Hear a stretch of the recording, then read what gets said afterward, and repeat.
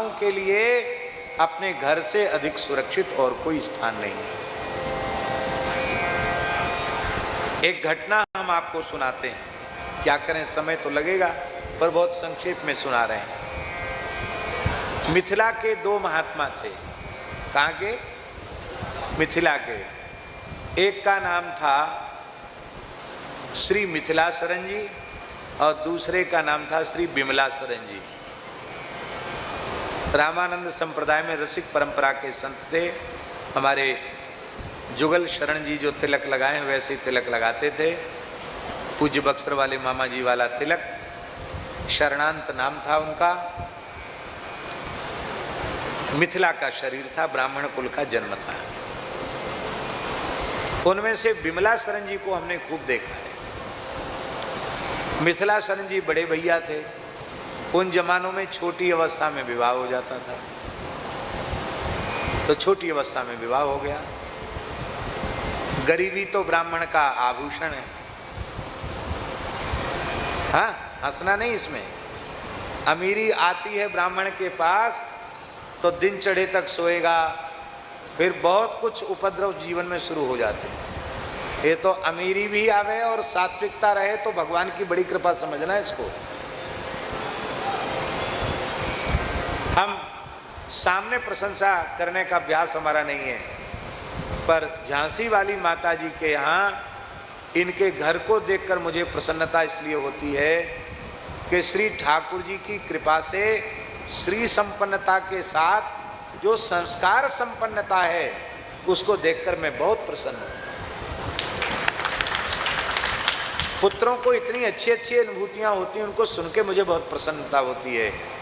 और ये इनका पुरुषार्थ नहीं है, ये इनकी शक्ति नहीं है, ये परम पूज्य श्री दतिया वाले स्वामी जी का कृपा प्रसाद है।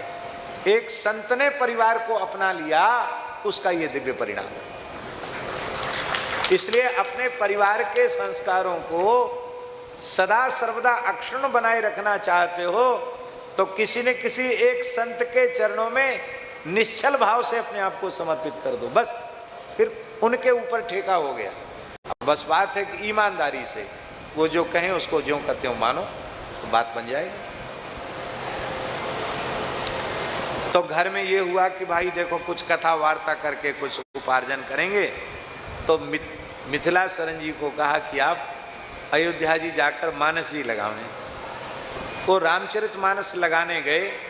छोटी उम्र में विवाह हो जाता था, 15-16 साल की उम्र में विवाह हो गया और शायद 18-20 साल के होंगे तो मानस जी पढ़ने गए।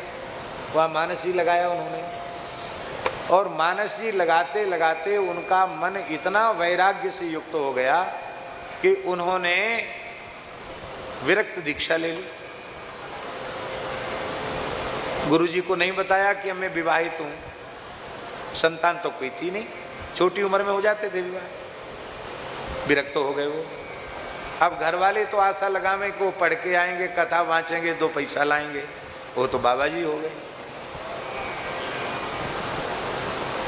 अब बड़ी विचित्र स्थिति, पिताजी थे नहीं, पिताजी पधार गए, माँ थी। तो छोटे भाई को भेजा, छोटे पुत्र को भेजा, भाई तुम जाओ अयोध्या चले जाओ, पता लगाओ।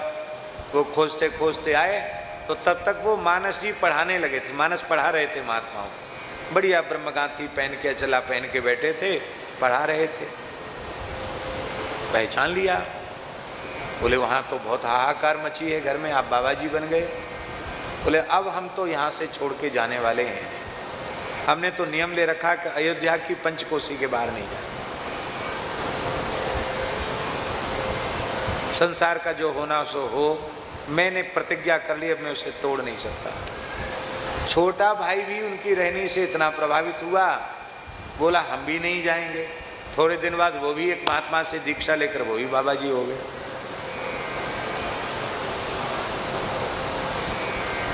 दो ही भाई थे, दोनों ही बाबा जी हो गए। और इधर माता जी पधार गई। अब घर में कौन रहा? बहू रही। माता जी तुरंत नहीं पधारी, काफी समय के बाद पधारी। पर धन्य है वो माता, कैसी होगी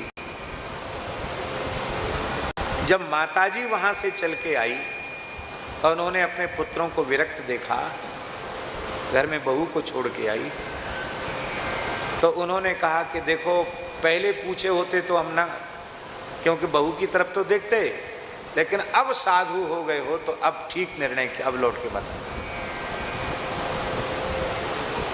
और छोटे पुत्र को भी कहा अब वेश ले लिया है, अब हम तुमको नहीं कर सकते तुम घर में आओ, पर अब भजन ही करना है। हमारा जो अपना जीवन बचा है हम अपने सुख दुख से भोग लेंगे। लौट के अपने घर पे आई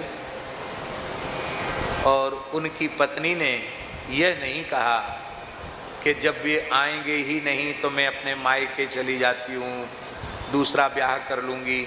17-18 साल की उम्र थी, ब्याह करने में क्या बाधा थी। लेकिन उसने कहा माँ मैं जब तक जीवित रहूँगी अंतिम श्वास तक आपकी सेवा करूँगी। हमारे पतिदेव और हमारे देवर जी अयोध्या में रहकर भजन करते हैं, तो मैं अपने मिथिला कोई कमजोर थोड़ी है, ये तो भूमि तिलक है मिथिला, मैं यहाँ रह करके भजन करूँगी और साधु सेवा करूँगी। सासू जी के पधारने के बाद उसने भी विरक्त की रहनी से रह करके भजन आरंभ किया। और जुगल शरण जी मिथिला में जनकपुर की यात्रा में कोई भी संत जाते थे वहाँ माता जी का दर्शन जरूर करते थे, और वो ऐसी साधु सेवा करती थी जैसे यशोदा जी बालकृष्ण को लाड़ लड़ाती हैं, ऐसे वो संतों को लाड़ लड़ाती थी वो माता जी। वो अयोध्या में रहकर उस अवस्था को प्राप्त नहीं हुए, जीवन भर ब्रह्मचर्य का पालन किया और साधु सेवा की। यह है भक्तमाल इस युग का।